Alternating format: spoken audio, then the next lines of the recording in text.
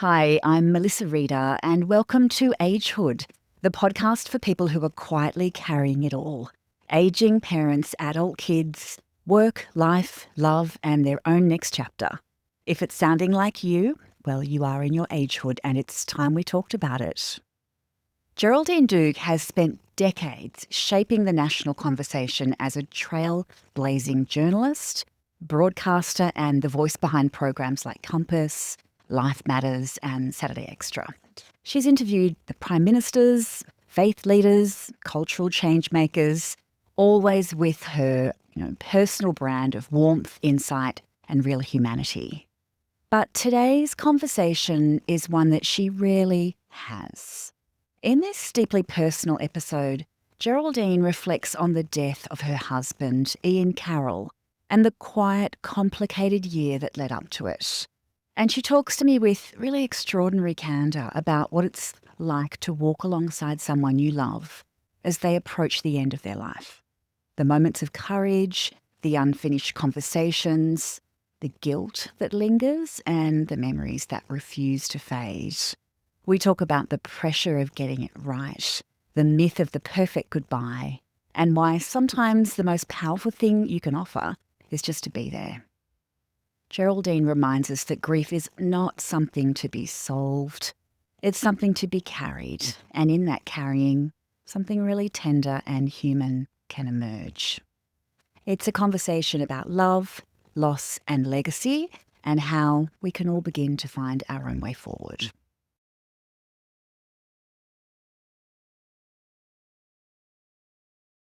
Geraldine Doogue, welcome to Agehood. It is such a pleasure to have you on the show today. I'm really looking forward to unpacking your experiences and your perspective on the last chapter of life, given everything you've lived through, but also everything you've talked through as a very prominent journalist. And I want to thank you for being so open to this, because they're not always easy stories and easy No. memories to revisit and reopen. No, quite so. Some things I don't pick scabs. I completely understand that we're going to have our own healthy boundaries, haven't we, around some of those parts of our life story. Can we start by talking a little bit about your husband, Ian, which, we have this shared experience that we just spoke about. We both lost our husbands to cancer disease. But tell us a little bit about Ian. What kind of man was he? What were the things that you really valued most in your relationship? Oh, Ian was very special. He was a rare gem, as I put on his funeral, his details. Look, he was a man. He was my second husband. I had been married first, and I met Ian. He was a producer at the ABC, and I fell in love with the producer. It sounds very cliched, but we did fall very much in love with each other. And, it was all very difficult because we were both married and both had children. And look, he was a very big thinking man. He was a Melbourne man. He'd been a journalist, started at The Age. We shared an enormous journalistic interest. He was a thrilling producer. I still think he's the best producer I've ever worked with. And a lot of people say that. He was a very, very good, constructive talent spotter, program creator at the ABC. And look, we had a very big, not a perfect relationship, but you go your ups and downs in your relationship. We were married in 1987, but it was a big, an exciting relationship, and I think a real meeting of minds and hearts. And he basically got pancreatic cancer. He'd been sluggish. I suppose I'd say that, on walks, like we now know, they think with pancreatic that it's actually a very slow developing cancer, not a fast developing cancer. It presents itself at the end as fast developing, but it's actually a slow developing. And when I look back, I sort of could see him. There were issues, if I can put it like that, because he'd been a very He was overweight. He was always carrying weight, poor Ian, but very interested in fitness. And, we'd go out on a walk and then he'd suddenly say, "Oh, I've just lost my impetus and I'll have to turn back." I said, "Why?" sort of thing. Now, I personally believe that this cancer was growing for quite a long time. And I think he had a lot of stress at work as well, because he was very creative, changing things. And then he basically got diagnosed in 2011. He died 2010. He had that big Whipple's operation, the 10 hours, of operation, and he died a year to the day after that operation. Now, I consider that we got 6 months that I didn't imagine we'd get. So, a year, it's actually quite a while for pancreatic. It's a shocking illness, to be candid. It is. It's a very tough diagnosis. It is. It is a very tough diagnosis. And he faced it from the start. I didn't like it, but he was very much a person who faced things, took things on. And he died in August the 19th, 2011, which is a day seared into my memory. And it's interesting that you say you saw some signs of change or him not quite being himself in the lead up to that diagnosis. That was definitely my experience too. How did that diagnosis play out? How did you, what was the process to get to that diagnosis, and how did you process it? Well, he had gone in, again, looking back, you reconstruct these things after you get over the incredible shock and just the turmoil that follows a cancer diagnosis. He went in to have a stomach band put in. He was trying so hard to lose weight. And they discovered while doing that a blockage in the bile duct. Now, he said right from the start to me, and it was this typically Ian, very, very intelligent man, he said, so they went in to look for what was that blockage, and of course they found this cancer. Now, he said subsequently, they knew what they were finding. They knew it. And I said, "Oh, no, I don't know whether they did." No, he said they did. And I now think they did. I have now subsequently read quite a few accounts of this issue of bile duct blockages, discovered in a range of ways, not necessarily through, a stomach band. So I think bile duct blockages are a pretty, my instinct is, I'm not a medical person, but I've got a lot of medical friends. I think it's quite a sign that something is happening. And, as they explained, the pancreas is like the terminus of the body. Everything goes out, all the vital sort of roads go out from the pancreas.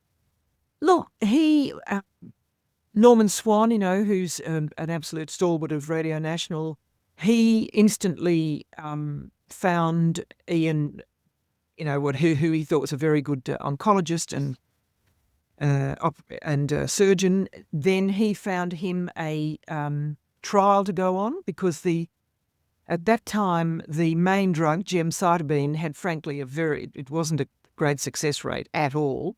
And Norman found him this other much tougher drug called Abraxane, which is very, very early on in its take-up. In fact, the oncologist didn't want him to go on it, said it's too tough. It hasn't been properly proven. And Ian said, "What have I got to lose?"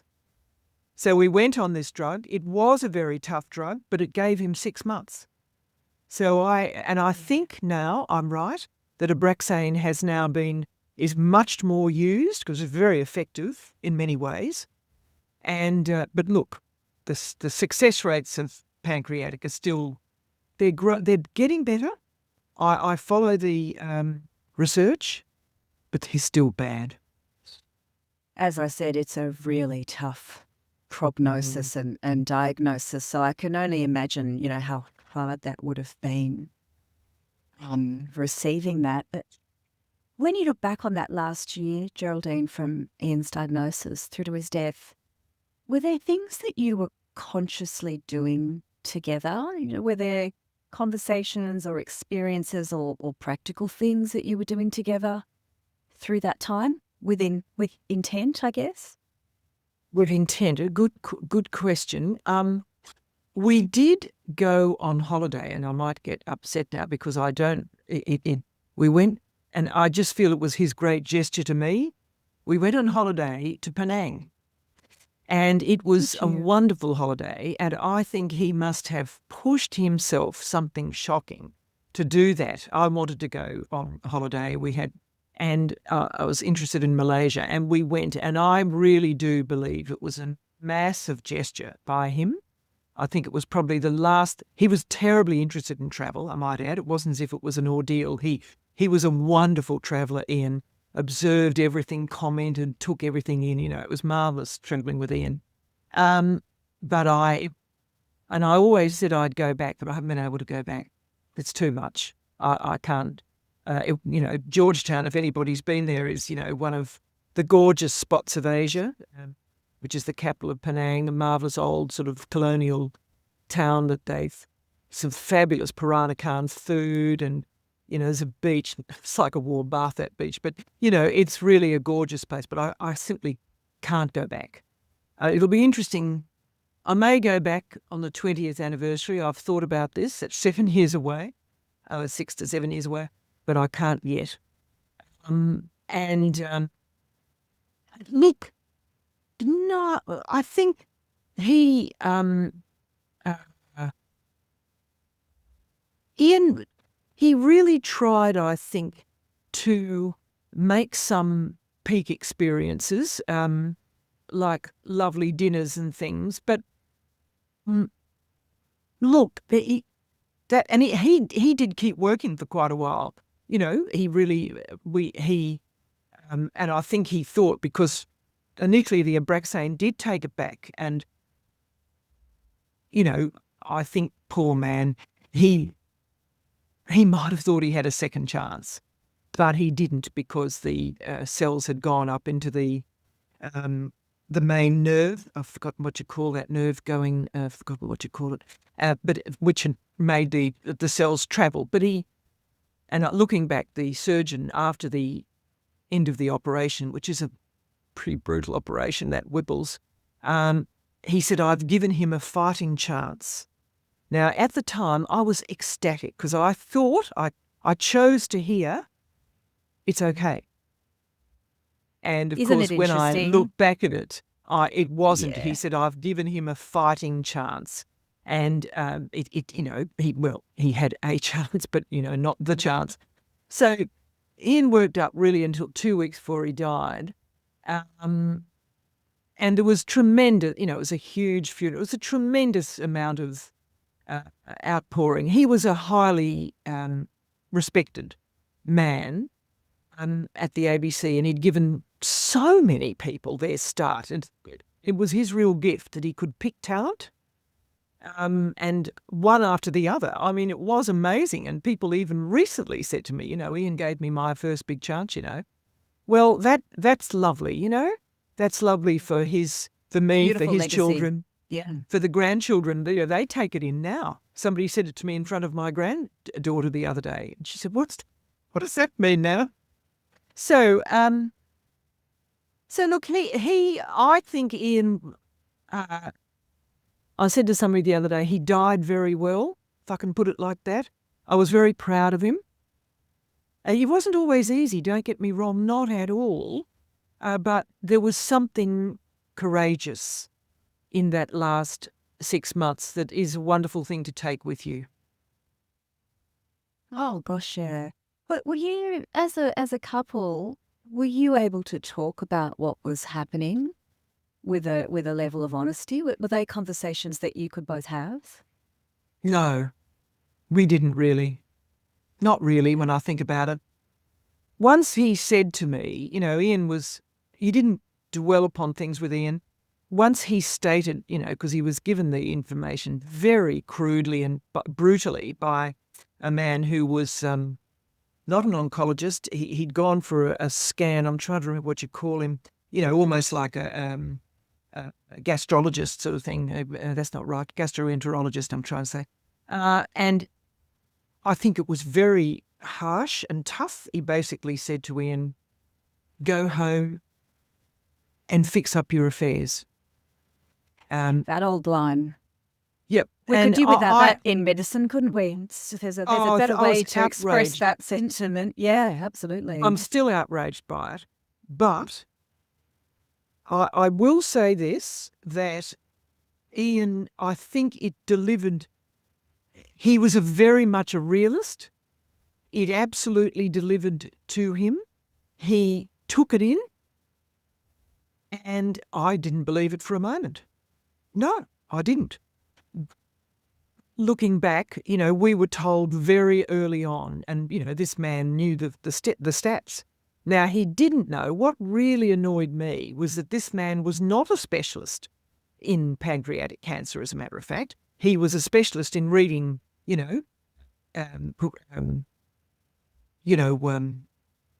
I trying to say? Surveys, like, investigations. But he obviously saw what was there, and yeah, that's what he told Ian. But no, once he told me that, and I said, well, look, no, come on, we'll go ahead. We didn't talk about it a lot. No, we didn't. It's a tough conversation to have. I'm interested.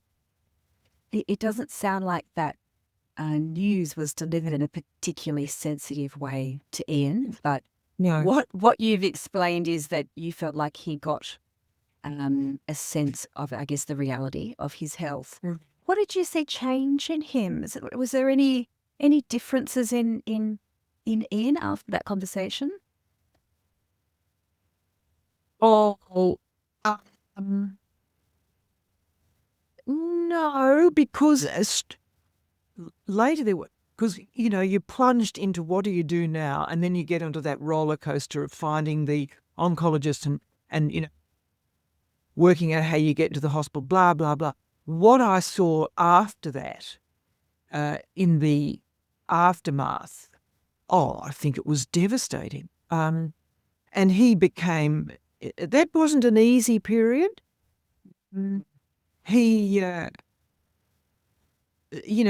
think that,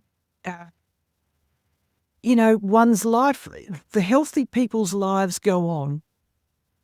And you have children.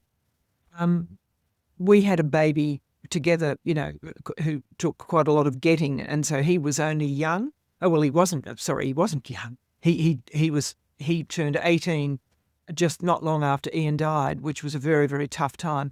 But I mean, he was needy. He was in year 12. And then the older one, my daughter, was 27. She was 10 years older. And then his children were 5 and 7 years older. He had 2 children after that. I think we possibly did not. I do have a bit of guilt over some of these things, but look, you have to learn to forgive yourself as well. I think that I think he probably wanted more of just sitting down and being with him. But it was like there was no conversation. There was nothing you could do. It's hard. It's hard. Oh, it's so hard. We for the often people who talk are about healthy. this idea of, less hoovering, more hand-holding. Yeah. But it's Yeah. actually a coping mechanism too, isn't it? Because you're just Definitely. dealing with an absolute roller coaster of emotions and grief every That's right. day through that That's right. period. It's incredibly tough. It is. I wonder, are there things when you look back that you wish you had known or been better prepared for? Wow, gee. Because I was surrounded with very high quality medical information. I've got one of my closest friends is a very senior thoracic physician, and she was utterly fastidious in giving me information. But I'll come back to that because there's something important in that. And like Norman Swan were just peppering me, with information and so on. So I actually felt I was extremely well informed, and I do think that mattered. And look, I just copped it to that extent. And because he did go back to work, I did allow myself to believe that maybe this Abraxane was a miracle drug. But there was one terrible moment, which is right into 11 months in, I'd say, when this same thoracic physician friend, I was chatting away and I said, Ian's been getting a bit of, because, he had a personal trainer, used to come to keep him healthy, he cared about all that. And I said to my friend, he's getting a bit of pain in the shoulder. It's interesting. He has it before. And she said, I do remember this, and she made a remark. She said, something in the equivalent of, there can be a classic secondaries which displays itself in the bone. And I just knew it. I just knew it. My heart half stopped, my stomach dropped. And I thought, oh, shit, this is it. And it was I hadn't had that through the entire time. And I suddenly knew it was the end, or it wasn't going away. Now, that was a month. So, look, all in all, though, I consider I was extremely fortunate, to have 11 months of not living with that to that extent of utter knowledge. So if maybe I reach for that, I think we all do.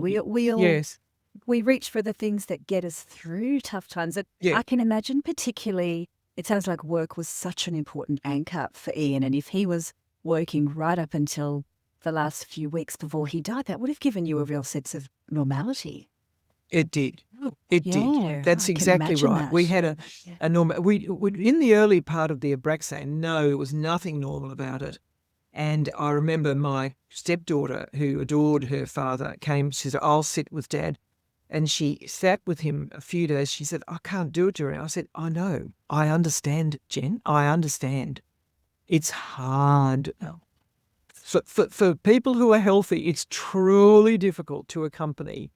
And so there were times, and I think he probably did feel, I regret to say, let down by us, maybe me. But look, there we are, And actually, that's a really great point to put some emphasis on, because that role, it is so difficult and it is so under-acknowledged.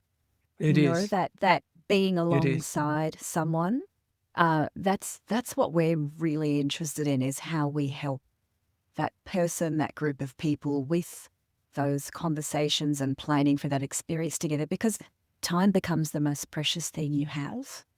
And aside from the medicine and the clinical conversations, how do we think about that chapter of life as people? Yes, I suppose I would say to people, do be prepared to forgive yourself.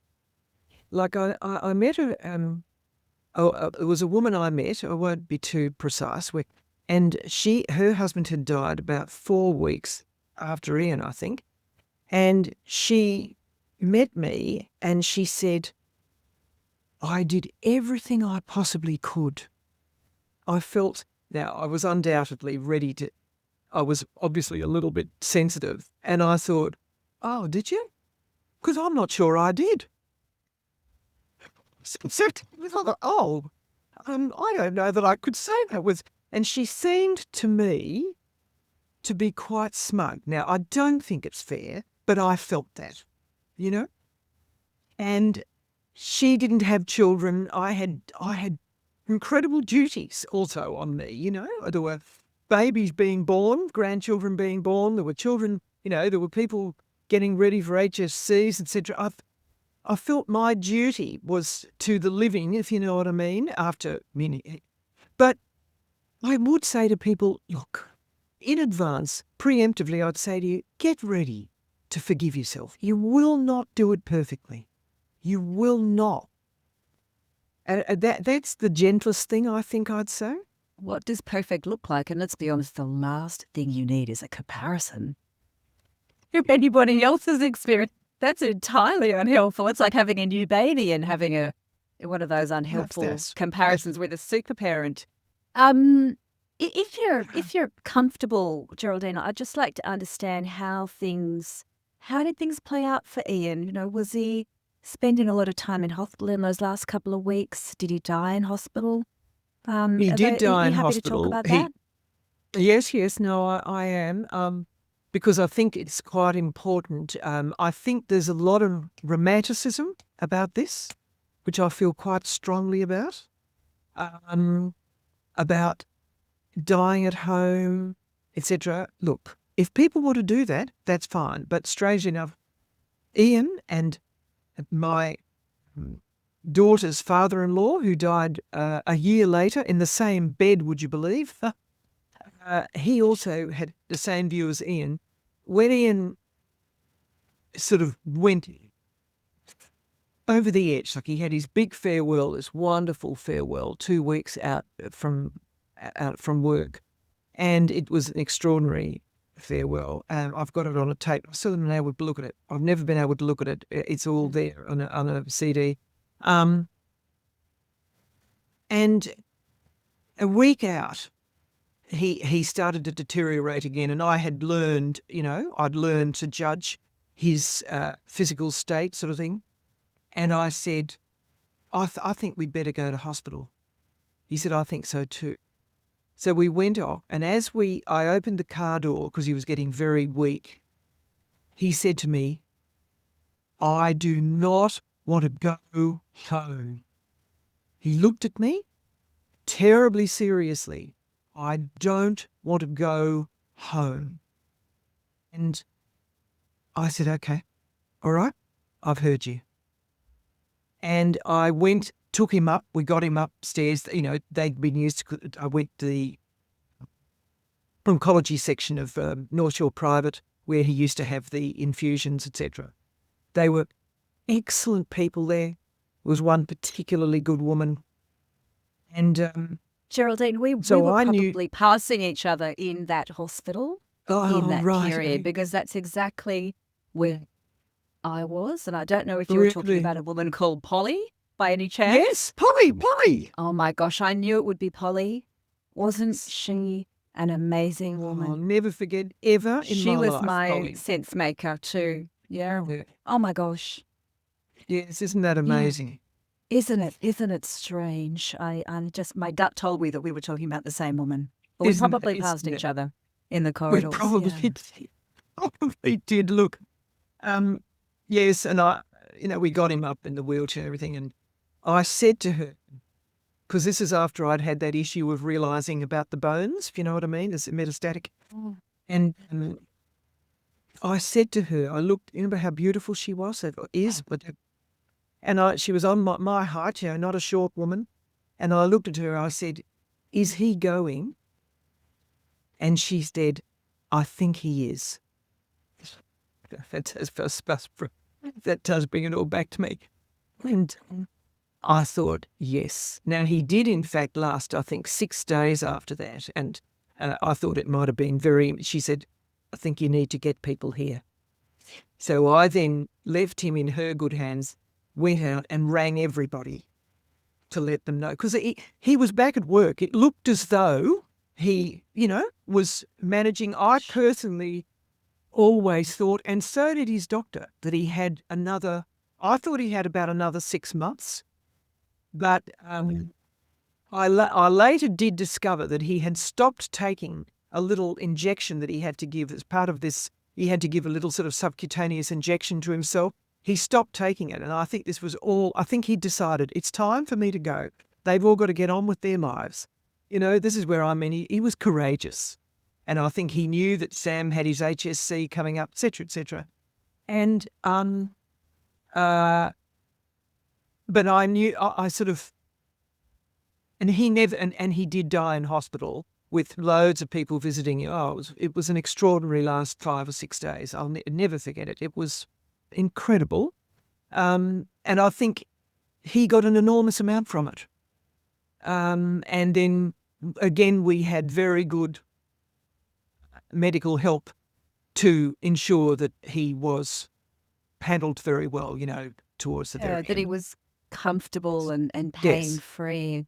It's interesting, when you talk about people dying at home or dying in hospital. I don't think either of those is better or more right. It's actually about where the person wants to be. So that moment where Ian was able to tell you that, that's a really precious moment because Well, the majority of people don't re- get that, do they? They don't know where their person wants to be and they're just kind of, on the conveyor belt. well, I'm not sure whether the dying person necessarily gets the chance to say it. Yeah, That's very what true. I think there's a great deal of presumption. I see it all the time. Most people want to die at home. I'm not at all sure this is right. I'm really not sure. It may be, but this is they don't get to say because they're not there. That's the people. I know people who been decided it was going to be their contribution to their loved one that they were going to do this for them. In fact, I'm not sure. I think Ian felt, and I think so did this other man I know, that the best possible care was possibly delivered in a facility. And I'm not sure that's right, but what I'm saying is, if that's the confidence that they need, we'll go for it. You know what I mean?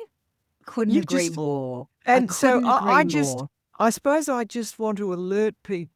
I would say, make sure that you're not buying into all the sort of the folklore that's said around the place. Make sure the person is really given the right to say where they want to be.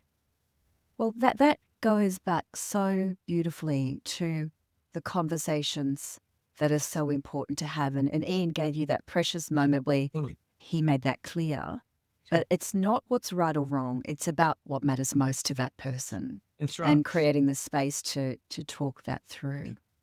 For a lot of people, hospital is a safer place to be cared for in that very last chapter. And also for a lot of people, they don't want to burden their family. They don't want to put, care duties on family members who might be, who might struggle with that. So I don't think in any way this is a binary right or wrong issue. It's about making the space for the conversations that help you understand what is important to the person that you're caring for. That's right. Yeah. How are you managing through all of this, through these last few weeks and through Ian's death in hospital, and also for those very raw and painful early weeks after a loved one dies? How are you holding up? I think that work saved me. I think that I was extremely fortunate to have because I was, on radio and a bit of television too. And of course, children, they just require you. I mean, they just do require you. It's an amazing balm and responsibility. But I do believe, I feel very much for women, and men who don't have that. Quite honestly, maybe that says something about me, but the work requirement to actually give you something that is of life and just preoccupies you, to be honest. And I think I felt. I think after he went, somebody had said to me who'd lost a husband, say yes to every single invitation for the first 9 months, to whatever it is, and I virtually did. And I think I ran around too much. I think I was keeping grief at bay, or grief and aloneness, even though, I'm blessed with extraordinary friends. I put huge amounts of effort into friends. I'm an only child, so I've always believed that you create your own family, as well as genetic family sort of thing. But I mean, for years and years, I probably was busier than I needed to be, possibly still am, but I do think I was, but I think it was my method of managing. And then you'd have your just dreadful days when you thought you were well past it and you weren't. Just like a dump truck suddenly emerges in your midst. I mean, that's everyone's story of grief, of course. Mm-hmm. Yeah, but it can be the moments that you least expect it. Yeah, indeed. It could really blindside you, that huge wave of emotions. It's always there. It's just can change in different ways, I think. But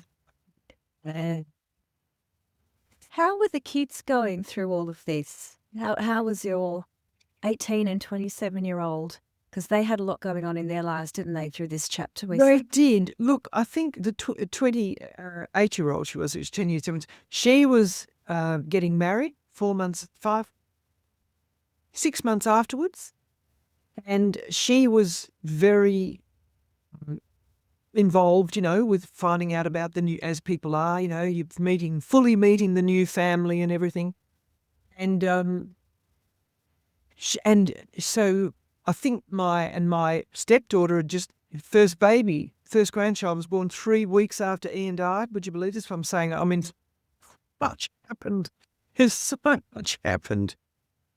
And so I was very taken up, and I was there at the birth and all the rest. So, Life and then was I do think everything at you. Yeah, that totally. period, wasn't it? Oh boy. And his oldest child, I think, went through an awful lot. I think, and Michael didn't know how to handle it. I think he was very waylaid, shall we say. And our son together, I think it did him a lot of damage. I think he'd admit it too. I'm afraid it took him several years to really, a lot of effort to get him back on track. Now, that is a very typical pattern, particularly for young men. As you probably know, there's a great deal of very interesting research about the role of grief and death in addictions, particularly with young men and particularly of that age group. And you've got to take it extremely seriously and you've got to know that this is a very big moment for a whole range of reasons. It's a very complex grief. I Yes. absolutely hear you.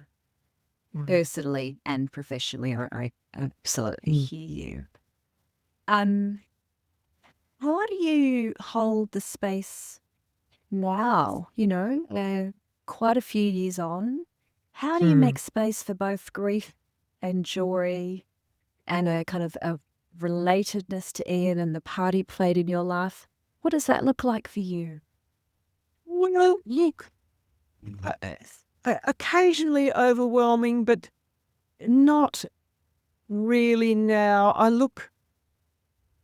I went through I do think I got back to something approaching normal after 5 years. Now, I wasn't going to say that because I don't want people to think there is a time. It's very much a personal thing. But I feel that I started to really feel like me. I always say, you have to reposition yourself. It's not reinvent. Well, at least that's not what word I'd use. Or reconstruct. It's reposition your life. I had a good life. I had to reposition it. And I did do that.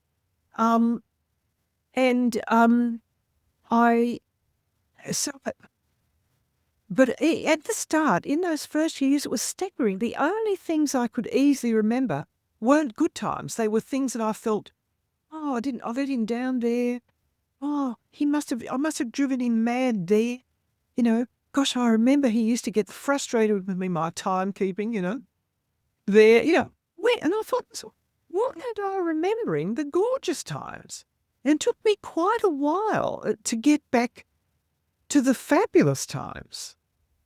Very interesting phenomenon. I still haven't worked that out, actually. But look, we can all now talk about him without breaking down and with laughter, really with smiles, and we're so proud of him. We're so proud of him. And, like Anthony Green, the ABC's election guru, who retired recently. The first sentence he said in his retirement on television and writing was, "I owe Ian Carroll, who spotted me and recruited me." And, it's one of the best decisions Ian ever made in his entire history. Anthony Green, fundamentally changed the face of election nights and election... Without question. And that was the first thing Anthony said. And in fact, my son rang me, who's now 31, and he said, "Mum, first thing Anthony Green said was he thanked Dad." And I said, "Yes, totally accurate. I remember when Ian came home to me and said, 'I've appointed an unusual man today.' I said, 'Oh, right.' And he told me about him." Now, see, they're wonderful memories, Aren't they? Aren't they? And even when you described someone sharing a really positive moment about Ian with your grandchild, just those little moments of serendipity where Yes. his story and his legacy can reemerge and there's just a lightness and a joy to it. Gosh, I think that's such a precious part of the grieving process. Yes. Because it's I a think very it is. long process. It is. And, grief hits different people. Look, we all know this. It's a cliche. But you've got to you just got to live with grief. But I think don't, what's the word? Glamorize it. I think there is a bit of a tendency to glamorize grief. And the media's often at fault here. And there are people whom who get off on it. And I'm really struck. There was a friend of mine died about 4 weeks ago. And she wasn't a super close friend, but I'd known her for many years. And I used to see her. I knew she was going to die. I'd been seeing her for about 14 months. Hadn't seen her for quite a few years. And I looked at her. I just knew. Thought, she had liver cancer. And I knew there was no way out. And I felt completely calm around her, and people talk to me. It's extraordinary the way people talk to me because they say, "But of course you've been through this." And I say, "Yes, I have." Spot on. That lived experience piece is, people know that you get it.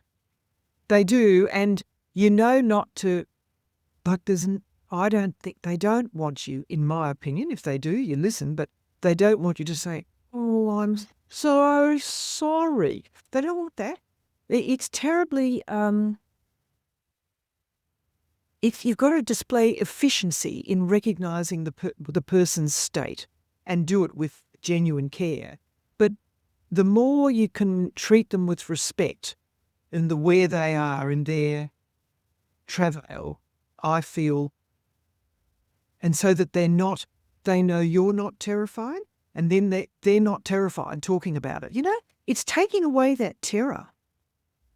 That's very freeing, and I think the other thing that comes with lived experience is that you can genuinely see the situation for what it is. You said a couple of minutes ago, I knew my friend was dying.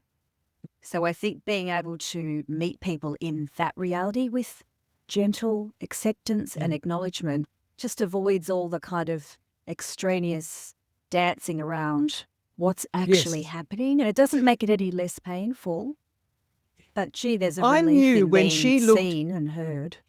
Yeah, when she looked into my eyes, we had a wonderful luncheon about 2-3 months ago. And I know that she knew I knew. You know what I mean? It was one of those absolute knowledge. We didn't have to say anything, not a thing. That was quite special, actually. There is a real respect there, human respect, I think. It's been really interesting as we've grown this organisation because we have a national network of violet guides, and actually lived experience is the first and most important attribute. There's a range of other characteristics that we screen and recruit for and obviously support people through their training, but lived experience is a mandatory because of exactly what you've just described. I've walked that path. My circumstance is going to be different to yours, but there are going to be similarities, and I get where you are. Mm.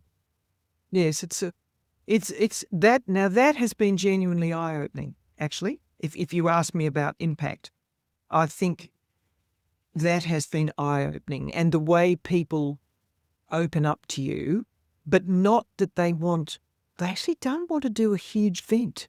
That's not what they want. They want to see, I think, a mutuality.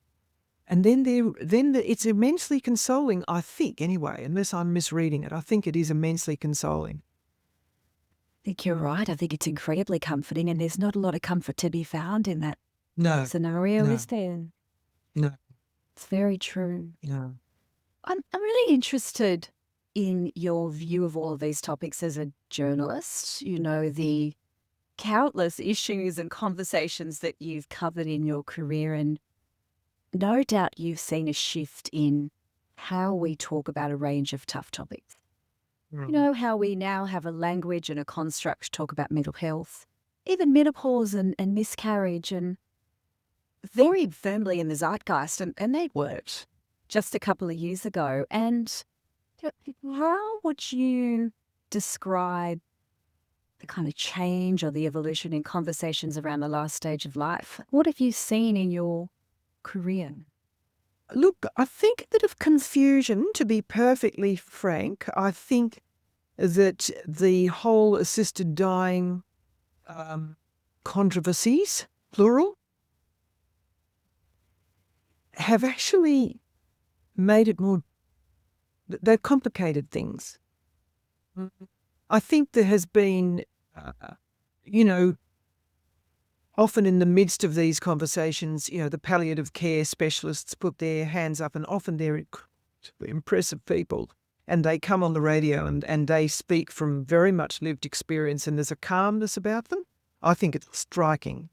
And then they're often plunged into the middle of a controversy, and I have often found, in my view, the people who are sort of, I'm not trying to buy into this, but the people who are on a cause, you know, of changing the law and attitudes, they're much more into a activist mode sort of thing, and so they have a different tone. But I do think it's taken away the potential for that to be a really worthwhile conversation. I mean, we've done a few things on Compass, you know, which ABC TV program Compass, which I presented for many years. You know, we've done some wonderful programs where people have, you know, those end of life parties, and then and they actually they're very impressive. And then you know, there's that wording at the end of it saying, "Pardon me, so and so died, such and such." Still a shock when that happens. You know, when you see that, those bold statements and everything.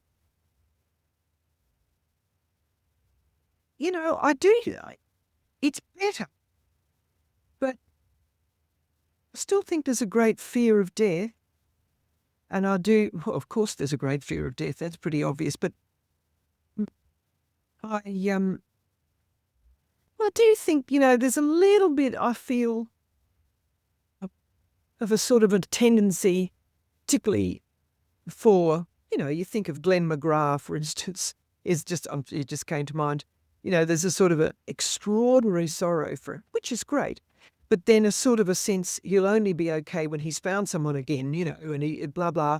I do yearn for a little bit more nuance in that. You know, I suppose I'm, you know, getting to an age where, you know, Ian was 64. I was, what was I, 59. When, so, you know, I had my 60th birthday, you know, without him. But so, I mean, I consider that quite young in many ways. But I can see people now getting to an age where there's more people popping off, and, you know, there are more people around to talk about it. But when you were much younger, I think I think people are, I think they know what to do, you know? We don't really have the tools to talk about this as a life stage. You know, having a conversation around death and dying will always be difficult and quite frightening. I think what I'm quite interested in is how do we talk about a chapter of life, a life stage? We could talk about all the others quite well, and we talk about the last couple of years of a person's life. How do we get better at doing that? That's really something that really drives me, particularly in the context of an aging population. And I'm sure you've come across all of these stats, but they're really confronting. You know, we will see a 5-fold increase in the number of people turning 85 by 2031. That's going to affect almost every family, every community, and this is a life stage that we have to start acknowledging, talking about and planning for. We do, although just given our conversation already, I mean, and this woman who died, she didn't want to talk about it a lot. She knew she was going. And so I just don't know I haven't made up my mind on how much detail around death one actually needs. I'm just not sure. I think it's extraordinarily confronting. Naturally it is. And I just don't know, how much people need. I think denial is not healthy. Don't get me wrong. I'm not asking for denial, but whether you need a lot of detail, I'm not sure. And I don't think detail's the point. I think it's the ability to acknowledge this life stage to whatever level of detail is appropriate. But what I've seen over the course of really thousands and thousands of people that we've been working with is a really palpable relief. Relief that people are able to say it out loud. When actually the words can be said out loud and it's okay to say them, and you can actually understand what's important to the person you love and care for and what's important to you, and you can put some words into that conversation. And you're right, it's not for everybody, but it is important to many, and I have seen really quite profound relief when that's possible. Have you? Well, now I couldn't say I have, to be honest. In all honesty, I've seen people comfortable with a recognition, but not explicitness. So I would say allusions. That as I said in this friend's case and Ian's case, like I remember I know she meant well. She was a palliative care nurse, and she sort of came in and said, in that very particular sort of, dare I say, this is not fair, but that particular type of voice here. He wants to be given permission to die from you all. And I thought it was absolute nonsense. I thought, Ian, needing permission to die? You've got to be kidding. Ian didn't need permission from anybody to, It was just ridiculous. And I smiled benignly and just went on, he didn't. And so I feel I'm not sure how much the word death needs to be said out loud. I have to say I'm ambivalent about it. I think it's there, and I think you talk about it amongst each other. I think I totally get that. How much longer do you think Dad's got? Well, the doctors aren't sure, and then I used to say, look, I think they do know. And I told, I told my family that Polly, that gorgeous Polly, had said, I think he is going. Oh, that gorgeous Polly. Big hugs to you, Polly. If we big hugs to Polly. She's listening. Having you listening to the show, you are an amazing woman. Yeah, without a doubt. So yes, it's an interesting. I think it's pretty tough. That's a very tough word, I think. It is. It's tough. The reality of it is undoubtedly tough. But I hope we can create a bit more space and permission and confidence and comfort to talk about this as a stage of life. That's absolutely my hope. Geraldine, thank you for coming to this chat with all of that warmth and openness. I'm so grateful. I have no doubt that what you shared today will really touch the hearts of a lot of people out there listening to this. So thank you. Well, look, thank Been you. wonderful. You've taken me along a path that I don't often go on these days. So I've appreciated it, Melissa. Thank you very much indeed. Good Beautiful. luck to you. Beautiful. I hope you go and get a cuppa or a walk in the sun after that conversation.